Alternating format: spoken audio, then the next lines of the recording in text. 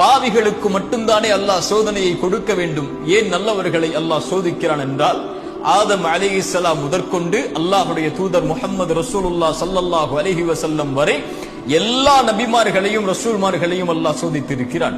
அல்லாஹ்வுடைய தூதர் சஃபாவுடைய மலையின் மேல் ஏறி அல்லாஹ்வுடைய தூதருடைய நபித்துவத்தை தொடங்கும் போதே எதிரிகள் சொன்னார்கள், தப்பன் லக யா முஹம்மத், முஹம்மதே உங்களுடைய கரம் அழியட்டும் என்று சோதனை ஆரம்பித்தது. தூதர் மரணிக்கக்கூடிய கடைசி தருவாய் சொன்னார்கள், உங்கள் இருவருக்கு கொடுக்கப்பட்ட நோயின் வேதனையை அல்லாஹ் எனக்கு கொடுத்திருக்கிறான் என்று. முன்பின் பாவங்கள் மன்னிக்கப்பட்ட அந்த நபியை ஏன் அல்லாஹ் நபித்துவத்துடைய எல்லா ஆண்டுகளிலும் சோதித்தான்? அல்லாஹ்வுடைய தூதர் ஸல்லல்லாஹு அலைஹி வஸல்லம் இந்த கேள்விகளுக்கெல்லாம் ஒரே ஹதீஸில் பதில் சொன்னார்கள்.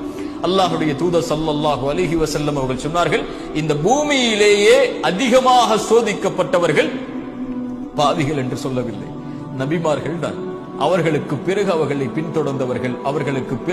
பின்தொடர்ந்தவர்கள். ஏன் அல்லாஹ் சோதிக்கிறான்? ஒரு இறை நம்பிக்கை கொண்டவனுடைய மார்க்கம் தீன் எந்த அளவு இருக்கிறதோ அந்த அளவு அல்லாஹ் சோதனைகளை உறுதியாக்குவான்.